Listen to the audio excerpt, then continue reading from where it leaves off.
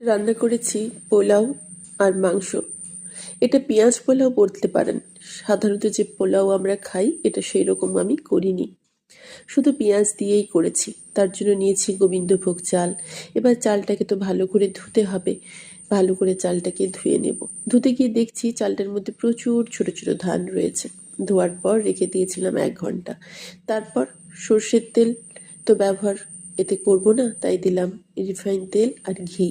তার উপরে দিলাম সমস্ত রকমের গোটা গরম মশলা। তার উপর তেজপাতা, পেঁয়াজ, শুকনো লঙ্কা, কাঁচা লঙ্কা সবকিছু ভালো করে ভেজে নেব। এই গরম মশলাটা আর এই পেঁয়াজটা যত বেশি দেবেন তত স্বাদ। দিয়েছি সামান্য একটু আদা, পেঁয়াজ, রসুন, টমেটোর বাটা, একদম সামান্য, এটা না দিলেও হবে। আর দিয়েছি সাজিরে। তারপর পুরো চালটাকে এর মধ্যে ঢেলে দেব আর খুব ভালো করে ভাজবো। এখানে আমি যে জিনিসটা করিনি সেটা আপনারা করবেন। সেটা হচ্ছে যারা কাজু কিশমিশ খেতে ভালোবাসেন তারা একটু ঘিতে কাজু কিশমিশ ভেজে নেবেন। আর যারা পেঁয়াজ বেরেস্তা ভালোবাসেন তারা এই রান্নাতে অবশ্যই পেঁয়াজ বেরেস্তা দেবেন। আমার কাছে সেদিন পেঁয়াজ বেরেস্তা ভাজার মতো ধৈর্যও ছিল না, আর আগের থেকে ভেজে রাখা পেঁয়াজ বেরেস্তাও ছিল না, তাই দিতে পারিনি। পেঁয়াজ বেরেস্তাটা কিন্তু অবশ্যই দেবেন। এমনিতেই খেতে দারুণ হয়েছিল, পেঁয়াজ বেরেস্তা দিলে তো আরও সুন্দর হবে। যে পরিমাণ চাল দিয়েছিলাম তার ডবলের সামান্য একটু বেশি গরম জল দিলাম। অবশ্যই গরম জল দেবেন।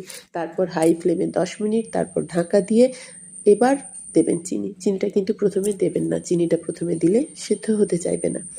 এবার এটাকে আঁচ কমিয়ে আরও 10 মিনিট রেখে দেওয়া। গ্যাস কিন্তু জ্বলতে থাকবে, গ্যাস কিন্তু নেভাবেন না, একদম একদম কমে।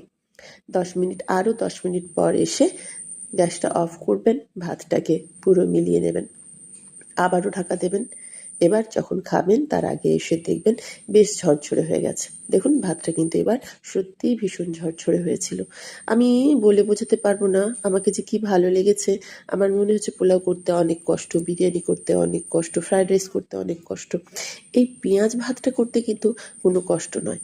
সত্যি খেতে কিন্তু ভীষণ সুন্দর। আর কি দিয়ে খেয়েছিলাম, আগের দিন তো দেখিয়েছিলাম একসাথে গুলে রেখে মাংস বসিয়ে দিয়েছিলাম। ভালো লাগে না স্কুল থেকে ফিরে এসে আর রান্না করতে, তাই সমস্ত মশলা একসাথে গুলে মাংসটা বসিয়ে দিয়েছিলাম। তারপর এটাকে শুকনো করে কষিয়েছি বেশ খানিকক্ষণ। আঁচ কমিয়ে ঢাকা দিয়ে রেখেছিলাম মাংসটা সেদ্ধ হওয়ার পর। আর মেরিনেট করার পরেও কিন্তু প্রায় হাফ ঘন্টা রেখেছিলাম। ততক্ষণে মেয়েকে পড়াতে বসেছিলাম। ফিরে এসে একটু আঁচটা বাড়িয়ে মাংসটা পুরো শুকনো করে নামিয়ে নিলাম। এবার শুধু ওই পেঁয়াজ ভাতের সাথে পরিবেশন করার পালা। দেখতে কেমন হয়েছে? ভালো না? সত্যি বলছি, খেতেও ভালো হয়েছিল। করবেন একবার আমার মতো।